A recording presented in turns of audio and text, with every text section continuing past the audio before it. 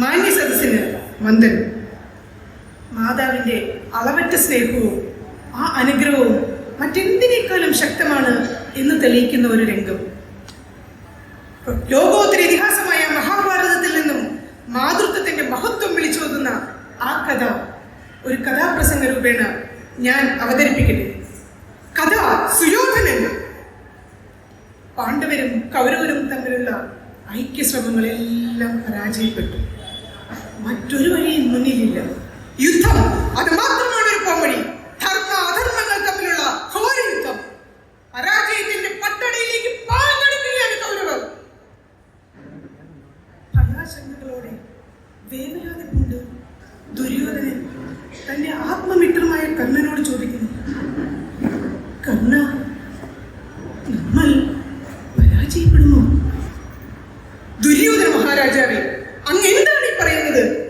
ഈ കർണൻ ജീവനോടെ നിൽക്കുമ്പോൾ പാണ്ഡവർ വിജയിക്കാൻ അസാധ്യം, അസാധ്യം.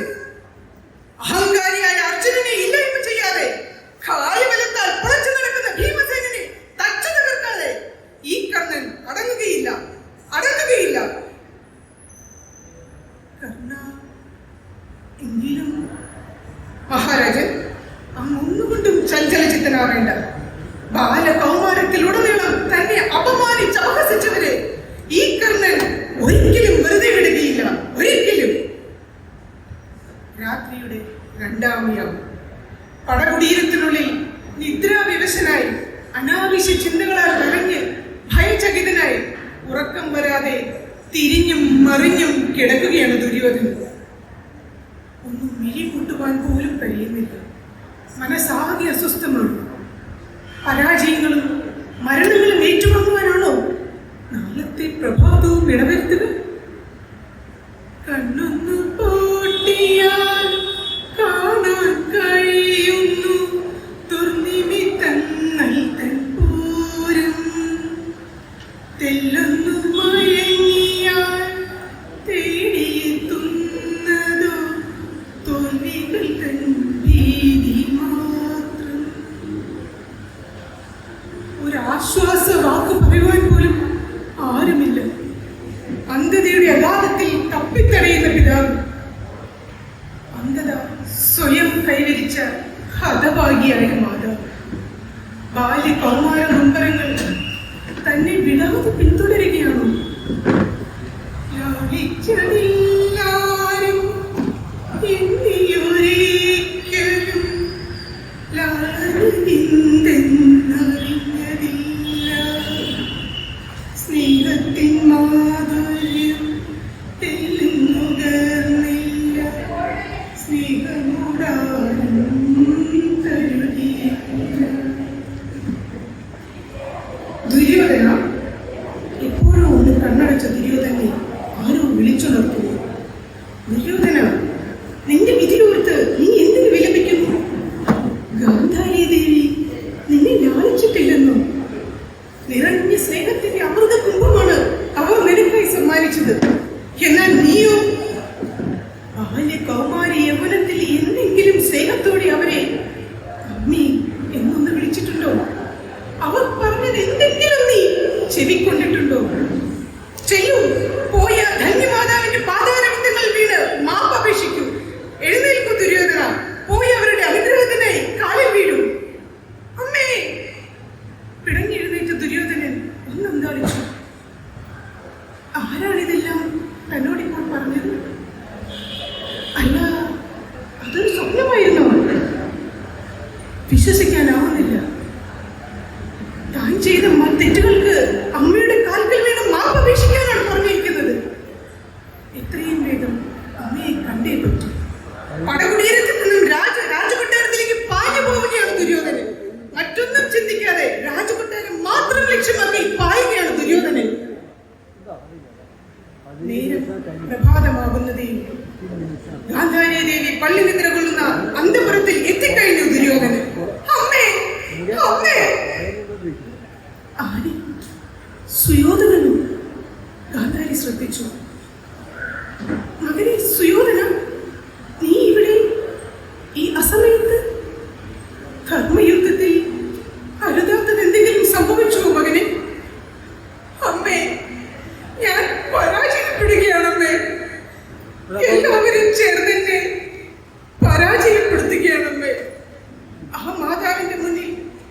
പിഞ്ചു കുഞ്ഞിനെ പോലെ പാവിട്ട് കരയുകയാണ് ദുര്യോധനൻ. എന്റെ ആശ്രയങ്ങളെല്ലാം നഷ്ടപ്പെടുന്നു അമ്മ. എന്റെ ശക്തിയെല്ലാം ചോർന്നു പോകുന്നു. അയ്യേ, എന്താണ് ഇത് മകനെ ദുര്യോധനൻ? നീ ഇത്രയും അധീരനാണോ? ഇങ്ങനെ പാവിട്ട് കരയുന്നത് ധീരന്മാർക്ക് ഭൂഷണമാണോ മകനെ? അമ്മിഞ്ഞ പാലൂട്ടി നിന്നെ വളർത്തി ഞാൻ അൻപുള്ള പൈതലി ധീരനാവാൻ. കണ്ണു തുറന്നൊന്നു കണ്ടില്ല എങ്കിലും കൺമണി നീ എന്റെ ജീവനല്ലേ, കൺമണി നീ എന്റെ ജീവനല്ലേ. കരഞ്ഞു തളർന്ന് മടിയിൽ കിടക്കുന്ന സീമന്തപുത്രനെ തഴുകി തലോടിക്കൊണ്ട് ഗാന്ധാരി എന്തോ ഒന്ന് നിശ്ചയിക്കുന്നു. മകനെ സുയോധന, എഴുന്നേൽക്കൂ. നീ പോയി സ്നാനം ചെയ്ത് ഈറനായി വരും. ദശാബ്ദങ്ങൾക്ക് ശേഷം ഈ അമ്മ ഇന്ന് ഈ കണ്ണിന്റെ മൂടുപടം കഴിക്കുകയാണ് നിനക്ക് വേണ്ടി. അമ്മയുടെ കണ്ണിൽ നിന്ന് പ്രവഹിക്കുന്ന ആ ഒരു പ്രഭ ഒരു കവചമായി നിന്നെ കാത്തുകൊള്ളും. കുളി കഴിഞ്ഞ് ഈറനോടെ പൂർണ്ണ നഗ്നനായി നീ വരുന്നു. അമ്മയുടെ കണ്ണുകൾ ഓടുന്ന ഇടങ്ങളിലൊന്നും എന്റെ മക്കൾക്ക് ഒരാഘാതവും ഏൽക്കില്ല. ചെല്ലു. രാജകൊട്ടാരത്തിലെ അതിവിശാലമായ തടാകം, അതാ അവിടെ കുളി കഴിഞ്ഞ് ഈറനായി വരികയാണ് ദുര്യോധനൻ. പിറന്ന പടി തന്നെ. ആരാണിത്? ആരാണ് നമ്മെ പരിഹസിച്ച് ചിരിക്കുന്നത്? ദുര്യോധന, ഇതെന്താണ് ഈ വിക്രിയ വികൃതികൾ? മ്ലേച്ഛമായി തോന്നുന്നില്ലേ നിനക്ക്? ഓഹോ, പാർത്ഥസാരഥി കൃഷ്ണൻ. കൃഷ്ണ, അസമയത്തുള്ള നിന്റെ അബദ്ധ സഞ്ചാരങ്ങളൊന്നും നിർത്തുവാറായിട്ടില്ലേ? ദുര്യോധന, വീണ്ടും പിള്ള ചമഞ്ഞ് തൊട്ടിലിൽ കിടക്കാനുള്ള ഭാവമാണോ? നീ നിന്റെ മാതാവിന്റെ അടുക്കലേക്കല്ലേ പോകുന്നത്? കായപുഷ്ടനും അജാനബാഹുവുമായ നിനക്ക് നാണമെങ്കിലും ഒന്ന് മറക്കാമായിരുന്നു. കഷ്ടം. ഇത്രയും പറഞ്ഞ് കൃഷ്ണൻ നടന്നു നീങ്ങി. ദുര്യോധനൻ ഒരു നിമിഷം ഒന്ന് ധരിച്ചു. കൃഷ്ണൻ പറഞ്ഞത് ശരി തന്നെ. ഇതിപ്പോ ഇങ്ങനെ അമ്മയുടെ മുന്നിൽ എങ്ങനെ ചെയ്യും? അതാ തടാകത്തിൽ നിന്നും താമരയിലകൾ പറിച്ചെടുത്ത് കോർത്തിണക്കി ഒരു ഉടയാടയാക്കി ദുര്യോധനൻ തന്റെ നഗ്നത മറയ്ക്കുന്നു. അമ്മേ, അമ്മേ, ഞാനിതാ എത്തി അമ്മേ. മകനെ സുയോധന, മക്കളെ, ഇവിടെ അമ്മയുടെ മുന്നിലേക്ക് മാറി നിൽക്കും. സ്വയംവര നാളുകളിൽ സ്വയം ഭരിച്ച അന്ധത, ആ കണ്ണിന്റെ മൂടുപടം ഇന്ന് സീമന്തപുത്രന് വേണ്ടി ഗാന്ധാരി ദേവി അഴിച്ചു മാറ്റും. മുടിയിഴ മുതൽ താഴേക്ക് ആ ദൃഷ്ടികൾ പതിക്കുകയാണ്.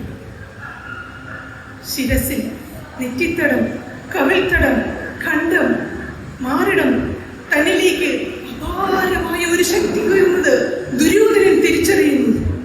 ഉദരം, നാഭീതടം, അരക്കെട്ട്, ഗാന്ധാരി ഒന്ന് ഞെട്ടി. അതാ തുടകൾ മറച്ചിരിക്കുന്നു. ഒരക്ഷരം ഉരിയാടാതെ പാദം വരെ ദൃഷ്ടികൾ പായിച്ച് ആ അമ്മ തന്റെ കെട്ടുകൾ അമർത്തിക്കെട്ടിക്കഴിഞ്ഞു. ഉന്മത്തനായ ദുര്യോധനൻ ഒരു വാക്കുപോലും പറയാതെ പടകുടീരത്തിലേക്ക് പാഞ്ഞുപോയി. യുദ്ധം, അതിഭീകരമായ ഗദായുദ്ധം നടത്തുകയാണ് അവിടെ. ഭീമസേനനും ദുര്യോധനും തമ്മിൽ.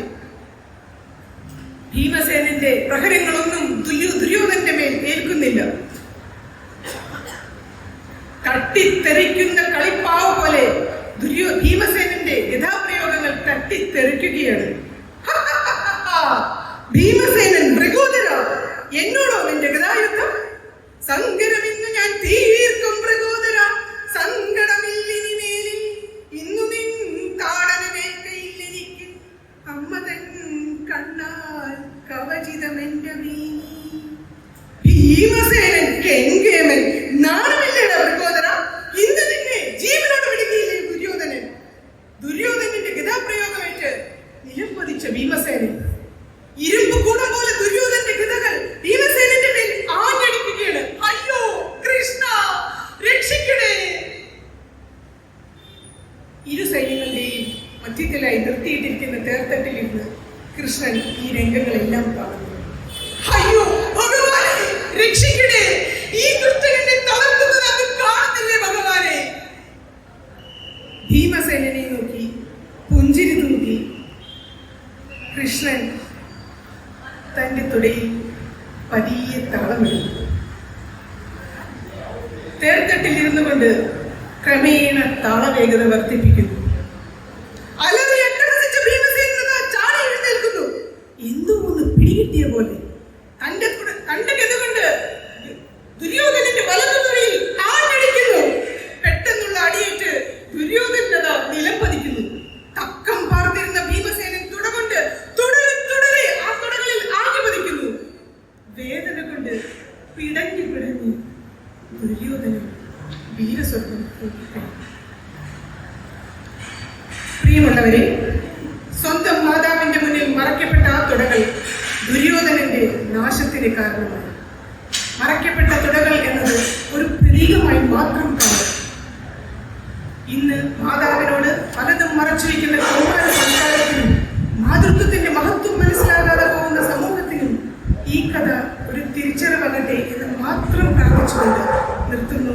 നന്ദി, നമസ്കാരം.